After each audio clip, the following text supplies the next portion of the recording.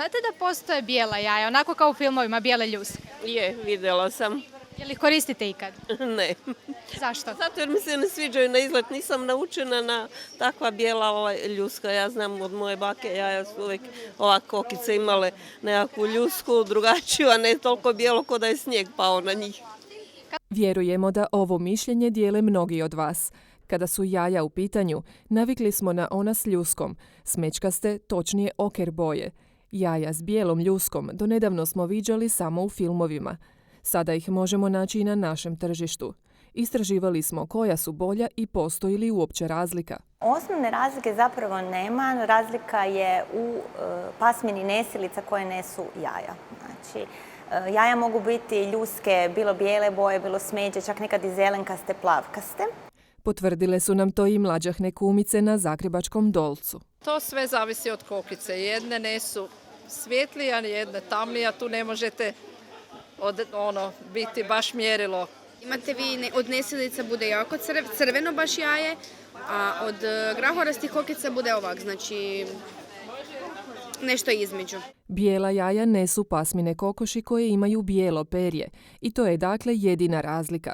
Kada je u pitanju nutritivna vrijednost, ona ne ovise o boji ljuske, već o prehrani nesilica. Ako je to nekakav domaći uzgoj u koji se koristi netretirana hrana koja nema pesticida u sebi, ako se ne koriste antibiotici, tada su ta jaja zapravo nutritivno kvalitetnija. Jedno jaje ima oko 70 kalorija, poveću količinu vitamina B, a i bogato je proteinima, poglavito u bjelanjku, i to čak do 6 grama. Oni su potpuni proteini, biološki vrlo vrijedni, budući da sadrže sve esencijalne aminokiseline. Dodajmo još da stručnjaci kažu kako je bolje jesti kuhana od pečenih jaja, jer ljuska prilikom kuhanja čuva nutritivnu vrijednost jaja i u bjelanjku i u žumanjku. Žumanjak često je loše bio karakteriziran zbog količine kolesterola.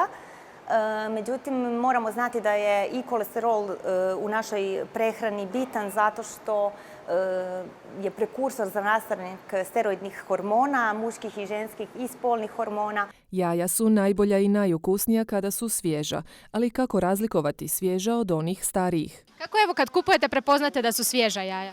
Pa zato što kod gospođe kupujem i onda znam da su svježa. Upravo to preporučuju i stručnjaci. Kupovati domaća jaja od pouzdanog proizvođača, pogotovo nakon ne tako davnog skandala sa salmonelom. A kada ste u dvojbi, evo brzog i jednostavnog testa za provjeru svježine. Svježa jaja uvijek imaju kompaktan žumanjak, imaju bjelance koje onako čak blago mutne boje i recimo kada bismo ih stavili u vodu, ona bi potonula, dok kod nekakvih starijih jaja zračna komorica je nešto veća pa ona isplivaju na površinu i naravno po mirisu. Bila smeđa ili bijela daće nam jednake nutrijente jer su istoga sastava, a bit će i jednako ukusna u bilo kojem jelu. Odlučili se vi za bijela ili smeđa jaja, ona stara izreka stoji. Svako jutro jedno jaje organizmu snagu daje.